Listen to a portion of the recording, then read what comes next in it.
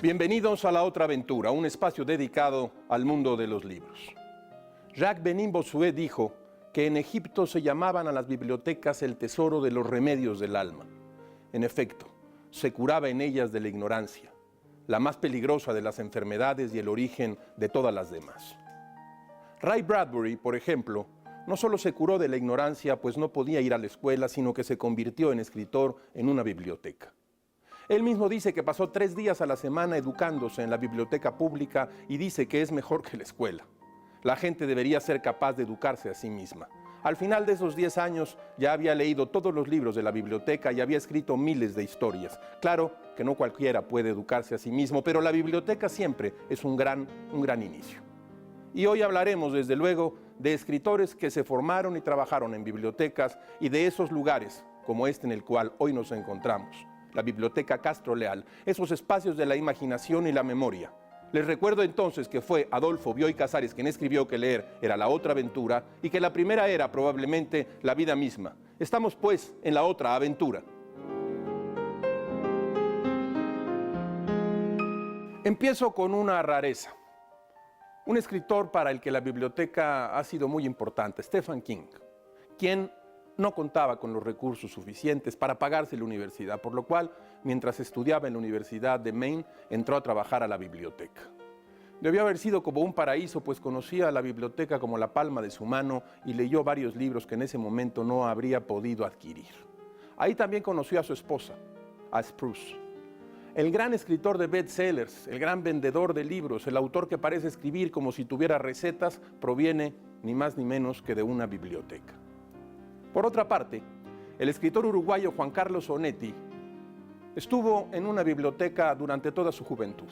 Para él es el lugar en donde los escritores deben sentirse bienvenidos, a gusto, donde pueden valorar la lectura y, desde luego, donde pueden sentirse atraídos por los libros. A usted quizás le ha ocurrido, pero a veces las bibliotecas parecen repeler a sus lectores más que interesarlos y atraerlos por el fabuloso mundo que se encuentra en sus estantes. Y otro problema constante, del cual Onetti siempre se quejó, es que pareciera que nunca hay fondos suficientes para mantener a las instalaciones en un buen estado y para comprar libros constantemente.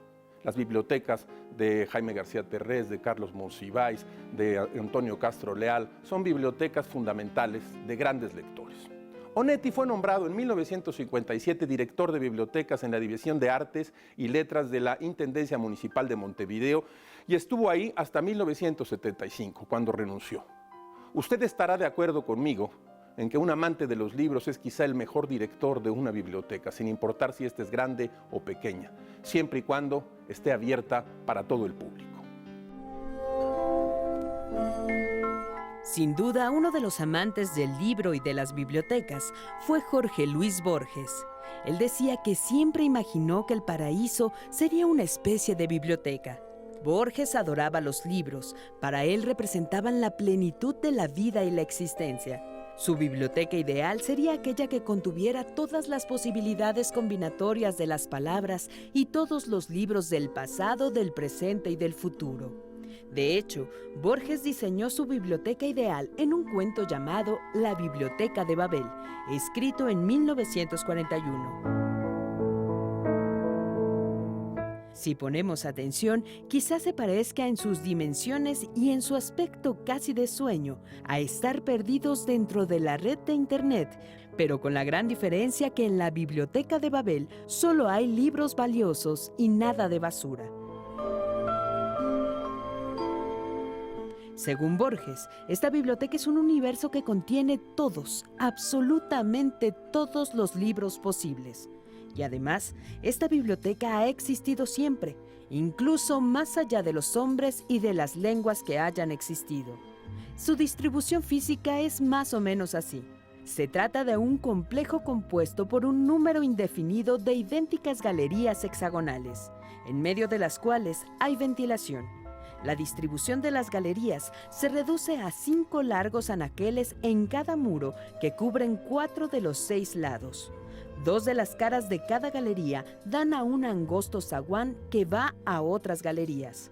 A los lados del zaguán hay 2 gabinetes. En uno de ellos alguien puede dormir parado y en el otro puede satisfacer sus necesidades.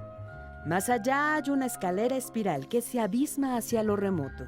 Es imposible no pensar en los espacios imposibles y mundos imaginarios de M.C. Escher, quien confesó que no le interesaba mucho la realidad ni la humanidad en general, ni las personas o su psicología, sino que solo lo que pasaba por su cabeza y que plasmaba en grabados y dibujos.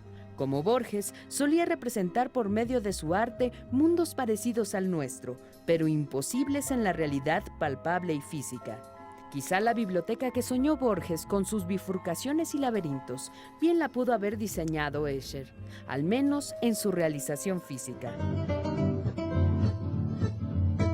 Después de todo, la biblioteca de Borges, así como la mayoría de sus cuentos, exploran esta exquisita imposibilidad de algo muy parecido a las bibliotecas.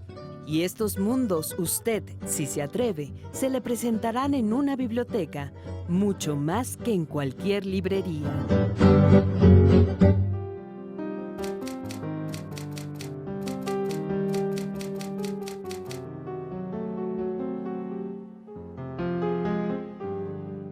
Más allá del presente, pues no todo son las novedades editoriales.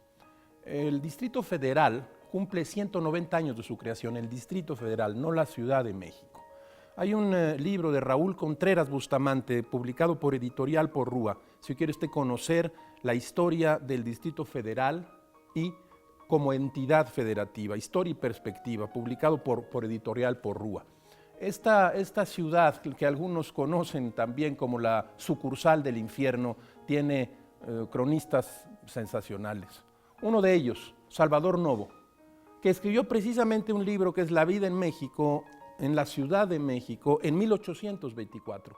El centro de la Ciudad de México, la Alameda, Tacuba, el Zócalo, aparecen en este retrato de Salvador Novo, que es magnífico, no solo por la prosa, sino por el conocimiento y la sabiduría de Salvador Novo. Y en otro extremo, otro de nuestros grandes escritores, José Emilio Pacheco. Editorial Era ha publicado un hermoso libro en coedición con el Colegio Nacional. De algún tiempo a esta parte, Relatos Reunidos. Aquí están todos los cuentos de José Emilio Pacheco. Está La sangre de Medusa, está El viento distante, está El principio del placer. Aún recuerdo cuando leí El principio del placer y recuerdo la emoción de al menos dos de sus cuentos. Uno que usted conoce bien, Tenga para que se entretenga, y otro, La fiesta brava. En estos dos extremos, en Salvador Novo y José Emilio Pacheco, está contenida buena parte de la historia del Distrito Federal, cuya historia cuenta Raúl Contreras en el libro de Editorial Porrúa. Me he referido aquí en La otra aventura a un libro de Alberto Manguel, escritor, editor, traductor argentino. Se trata de un libro publicado por Océano y Travesía, Lecturas sobre la lectura. En estas páginas, cuenta Manguel, el tema es la lectura, la más humana de las actividades creativas. Dice además Manguel que llegamos a este mundo empeñados en encontrar una narrativa en todo, en el paisaje, en el cielo, en las caras de los demás y por supuesto en las imágenes y palabras que nuestra especie crea. Leemos nuestras propias vidas y las de los otros. La palabra impresa le da coherencia al mundo. Esta frase del escritor argentino es la esencia del lector, una persona para quien el mundo existe a través de las palabras que se imprimen. En el capítulo Apuntes hacia una definición del lector ideal, Manguel define así a esa persona ideal que lee. Los lectores ideales no siguen una historia, toman parte de ella. El lector ideal no tiene el menor interés en los textos de Bret Easton Ellis.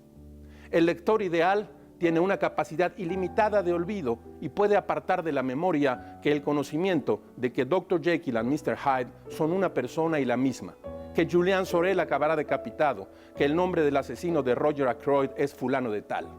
El lector ideal disfruta de usar el diccionario. Al leer un libro de hace siglos, el lector ideal se siente inmortal. El lector ideal comparte la ética de El Quijote, el anhelo de Madame Bovary, la lujuria de la comadre de Bath, el espíritu aventurero de Ulises, al menos por el espacio que dura la historia. El lector ideal ha conocido la infelicidad. Las buenas intenciones no bastan para producir un lector ideal. La buena literatura no depende de lectores ideales, solo de lectores bastante buenos. Alberto Manguel, Lecturas sobre la lectura. En el capítulo Apuntes hacia una definición de la biblioteca ideal, Alberto Manguel escribió esto.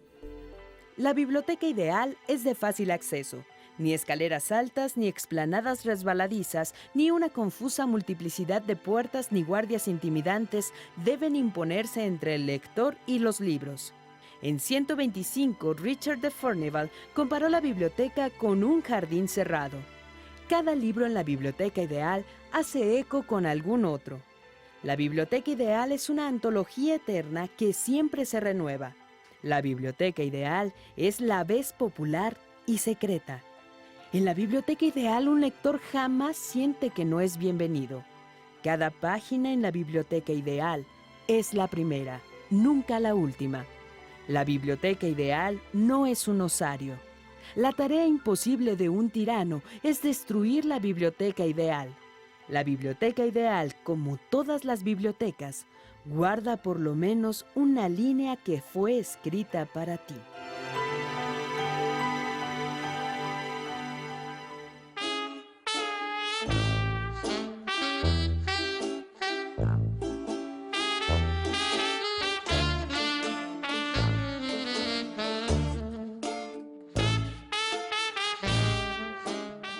Las bibliotecas son espacios extraordinarios para la imaginación.